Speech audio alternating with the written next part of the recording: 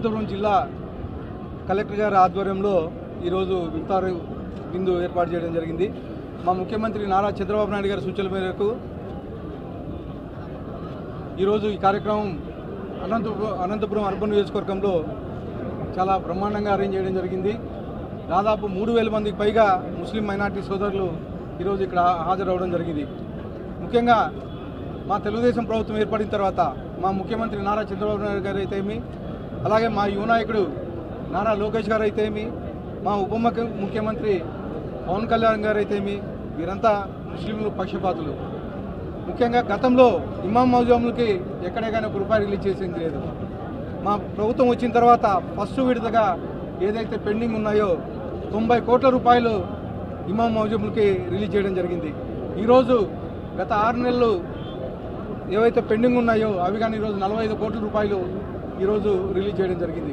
ముఖ్యంగా గతంలో 2014-19లో మా తెలుగుదేశం ప్రభుత్వం ఏర్పడిన తర్వాత అప్పటి ముఖ్యమంత్రి మా నారా చంద్రబాబు నాయుడు గారు ముస్లింలకి రంజాన్ తోఫా ఏర్పాటు చేస్తే 5 ఏళ్ళు బ్రహ్మాండంగా జరిగింది.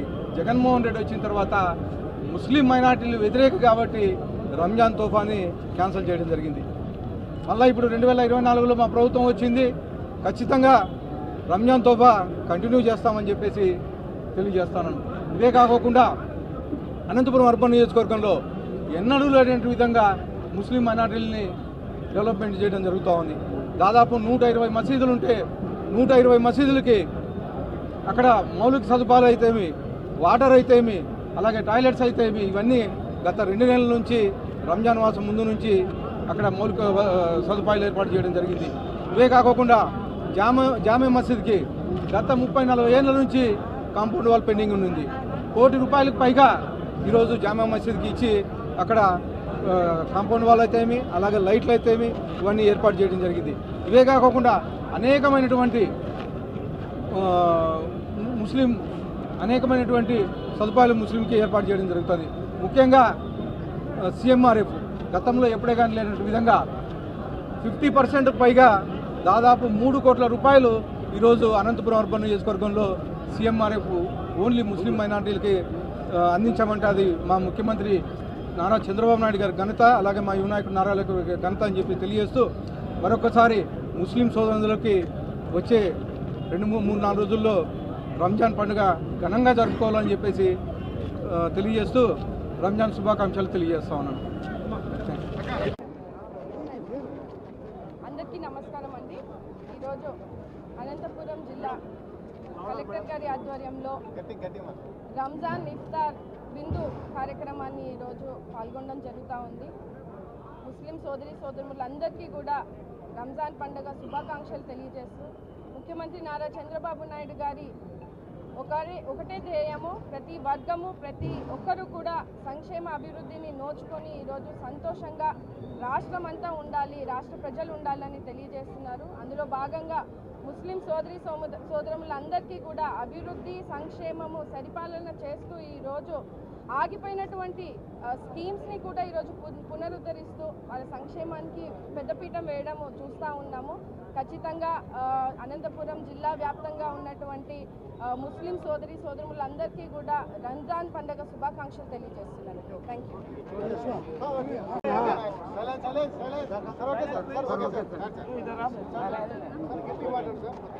అందరికీ నమస్కారము.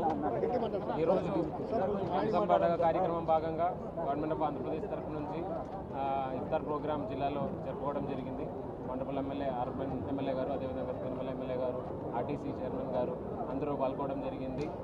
సుమారు ఒక 2000 మంది దాకా కూడా జిల్లాలో అటెండ్ అయి ఉన్నారు. చాలా సంతోషం. లాస్ట్ ఇయర్ కూడా ఇలాంటి ప్రోగ్రామ్ నెల్లూరులో అటెండ్ చేయడానికి అవకాశం దొరికింది. మీ అందరికీ జిల్లాలో ఉన్న ముస్లిం అందరికీ కూడా నేను నా తరపు నుంచి, జిల్లా యంత్రాంగం తరపు నుంచి ఇఫ్తార్ శుభాకాంక్షలు తెలియజేసుకుని సెలవు తీసుకున్నాను. Thank you.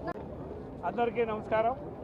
ఈరోజు ప్రభుత్వం తరఫున మరి గౌరవ కలెక్టర్ గారు రంజాన్ ఇఫ్తార్ మరి ఈరోజు జిల్లా మొత్తంని పిలిపించి దాదాపు 3000 మందిని ముస్లిం సోదరులు పిలిపించి ఈరోజు మరి గౌరవ శాసనసభ్యులు దగ్గుబాటి ప్రసాద్ గారు అయితే ఎంతైనా ఖర్చు కానీ మన ముస్లిం సోదరులు సంతృప్తిగా భోంచేసిపోవాలని ఆయన ముందుకు రావడం, ఇదంతా కూడా గౌరవ ముఖ్యమంత్రి గారి సూచనల మేరకు కూటమి ప్రభుత్వం యొక్క ఆలోచన ఏమే, ఈ ఆంధ్రప్రదేశ్లో అన్ని వర్గాల వారు క్షేమంగా సంతోషంగా పండుగలు జరుపుకోవాలనే గౌరవ ముఖ్యమంత్రి గారు మరి యువ నాయకులు నారా లోకేష్ గారి ఆలోచన.